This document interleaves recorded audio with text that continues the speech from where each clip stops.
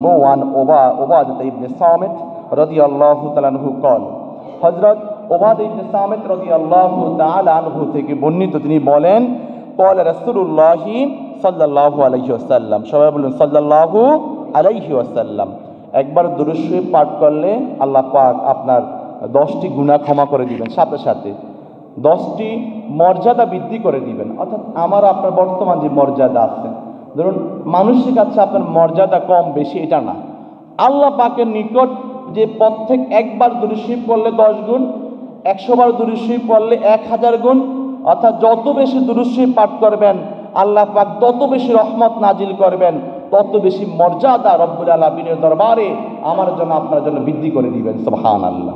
তো এই জন্য আমরা দুরুদও আছে সালামও আছে আল্লাহ পাক কি বলেছেন ইয়া আইয়ুহাল্লাযীনা আমানু ঈমানদারগণ সাল্লু আলাইহি আমার নবীর উপর তুমি কি করো দুরূদ শরীফ পাঠ করো ওয়াসাল্লিমু এবং সালাম দাও তাসলিমা সম্মানের সাথে।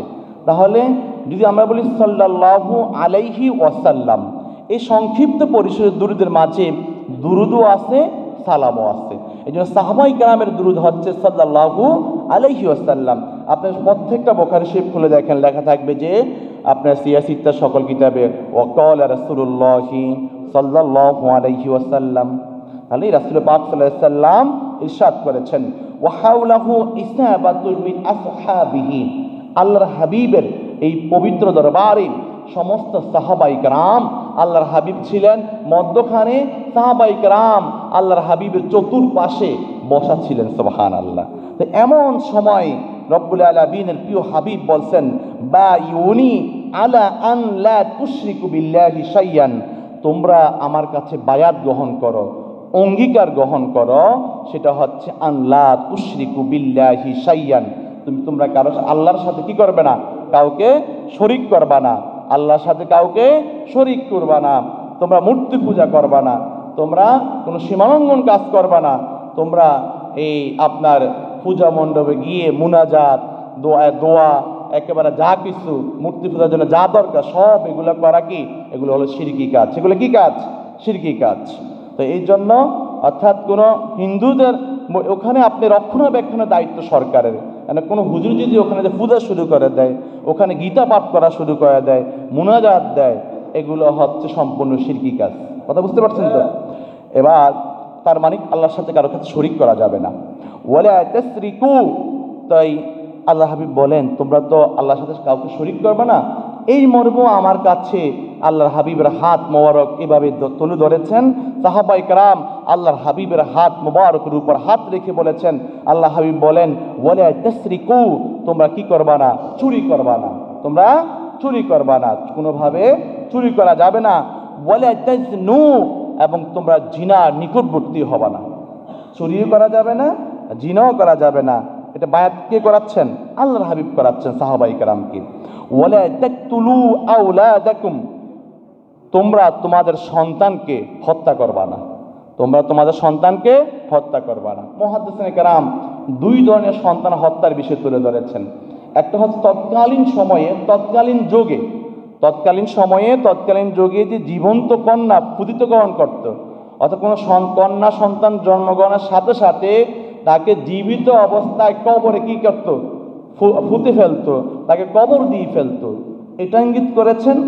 অথবা পরবর্তী যুগে যদি কেউ আপনার স্বামী স্ত্রীর বৈধ সম্পর্কের পরে যদি কোনো সন্তান গর্ভে আসে ওই সন্তান যদি কোনো আপনার মেডিকেল সায়েন্সের মাধ্যমে যদি সন্তানটাকে মেরে ফেলা হয় তাহলে সেটাও এর অন্তর্ভুক্ত হবে ওয়ালা তাকতুলু আওলাদাকুম তোমরা তোমাদের সন্তানকে হত্যা করবে না। ওই সন্তান যদি কেউ হত্যা করে ফেলে তাহলে সন্তান হত্যার দায়ে তাকে কিয়ামত দিবসে জবাবদিহি করতে হবে এটা কিন্তু একটা জীবন্ত মানুষ হত্যার শামিল হবে। তো এই বিষয়টা আপনারা বুঝবেন খেয়াল রাখবেন ওয়ালা তাতু বিবুহতানিন তাফতারুনাহু বাইনা আইদিকুম ওয়া আরজুলুকুম। এবার আল্লাহ হাবিব সাল্লাল্লাহু আলাইহি ওয়াসাল্লাম বলেন তোমরা কোনো সতী সাধ্বী অর্থাৎ তোমাদের কাছে তোমাদের পাড়া প্রতিবেশীর মাঝে যে নারীটা যে মাটা বোনটা ভদ্র নম্র তাকে কোনো সীমা লঙ্ঘনের নিয়তে তাকে কোনো জিনার অপবাদ দিবে না সীমা লঙ্ঘনের নিয়তে তাকে কোনো কি দেওয়া যাবে না জিনার অপবাদ দেওয়া যাবে না ও আইদিয়াকুম ও আরজুলাকুম তোমাদের পায়ের মাধ্যমে এবং তোমাদের হাতের মাধ্যমে। এটা মানে কি? আই মিন নুফুসিকুম, তোমার ব্যক্তিগত সত্তা, তোমার যেই তোমার যে তোমাকে নিয়ন্ত্রণ যেই করে, তোমার ভিতরে যে নফস রয়েছে, এই নফসের মাধ্যমে, তোমার ব্যক্তিগত সত্তার মাধ্যমে, কোনো কর্মের মাধ্যমে কোনো মা বোনকে মিথ্যা অপবাদ দেওয়া যাবে না। যদি অন্যায় করে তাহলে সেটা ভিন্ন হিসাব, কিন্তু এমন কোনো মিথ্যা অপবাদ দেওয়ার কোনো সুযোগ নাই। এরপর আল্লাহর হাবিব সাল্লাল্লাহু আলাইহি ওয়াসাল্লাম, এগুলো আমার কথা নয়, এগুলো আল্লাহর হাবিব সাহাবায়ে কেরামকে বায়াত গ্রহণ করাচ্ছেন। এই কথাগুলোই কিন্তু কি, এগুলো কিয়ামত পর্যন্ত এই কথার উপর বায়াত অবিচল থাকবে। অর্থাৎ এই জিনিসগুলো, শিরক করবে না, জিনা করবে না, ব্যভিচার করবে না, এরপরে আপনার চুরি করবে না, অপরের হক নষ্ট করবে না, যারা এই কর্মগুলো করবে, পরিশেষে আল্লাহ হাবিব সাল্লাল্লাহু আলাইহি ওয়াসাল্লাম ইরশাদ করেন, ওয়ালা তা'সু ফি মা'রুফিন, যে ব্যক্তি এই কর্মগুলোর মাধ্যমে ভালো কর্ম করবে তার জন্য ফামান ওয়াফা মিনকুম ফাআজরুহু আলাল্লাহ, তার জন্য ওয়াদা হচ্ছে, তার জন্য আল্লাহর পক্ষ থেকে ওয়াদা হচ্ছে, অবশ্যই রব্বুল আলামিন এর জন্য আমাদেরকে উত্তম প্রতিদান দান করবেন। সুবহানাল্লাহ, এর জন্য আমাদের কি দান করবেন? উত্তম প্রতিদান দান করবেন। এবার আল্লাহ হাবিব সাল্লাল্লাহু আলাইহি ওয়াসাল্লাম বলেন, ওয়ামান আসাবা মিন যালিকা শাইয়ান ফাউকিবা বিহি ফিদ দুনিয়া, যদি কেউ এই কর্মগুলো আমরা আগে যা বলেছি এর মাঝে কোনো কর্ম দুনিয়ার জমিনে করেই ফেলে, কোনো অন্যায় করেই ফেলে, তাহলে এবার আল্লাহর হাবিব বলেন, সুম্মা সাতারাহুল্লাহু আলাইহি ফাহুয়া ইলাল্লাহি, যদি আল্লাহ পাক খারাপ কর্ম করার কারণে, তার অপরাধ করার কারণে আল্লাহ পাক তার এই ঢেকে ফেলেন, কি করেন? তার অপরাধটা ঢেকে ফেলেন, তাহলে তোমরা এটা কি করবে না? অনুসন্ধান করার চেষ্টা করবে না। অর্থাৎ কে অন্যায় করলে যদি আল্লাহ পাক গোপন করে ফেলেন, আল্লাহ পাক তাকে শাস্তি না দেন, তাহলে তোমরা এটাকে পর্যবেক্ষণ করে তার গুনার বিষয়টা, সে নামাজ পড়ে না, রোজা রাখে নাই, এগুলো সমালোচনা করার কোনো কি নাই, সুযোগ নাই। এই বিষয়টা আল্লাহ পাক দেখবেন, সমালোচনা না করে তাকে বুঝাতে পারবেন। তখন আল্লাহ পাক বলেন, আল্লাহর হাবিব বলেন, ফাহুয়া ইলাল্লাহ, এই বিষয়টা আল্লাহর কাছে, ইনশাআ আফা আনহু ওয়া ইনশাআ আকাবাহু, আল্লাহ পাক ইচ্ছা করলে তার গুনার কারণে তাকে ক্ষমা করে দিতে পারেন অথবা শাস্তি দিতে পারেন। আল্লাহ পাক ইচ্ছা করলে তাকে ক্ষমা করে দিতে পারেন অথবা শাস্তি দিতে পারেন।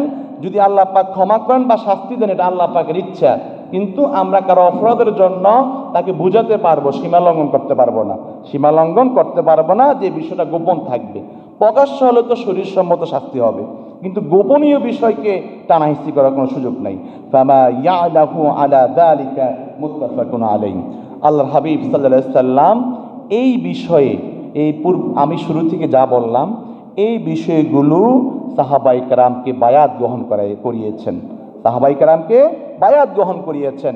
এই বিষয়গুলো যদি আমরাও মেনে চলি, রব্বুল আলামিন এই উসিলায় আমাদেরকে ক্ষমা করে দিবেন।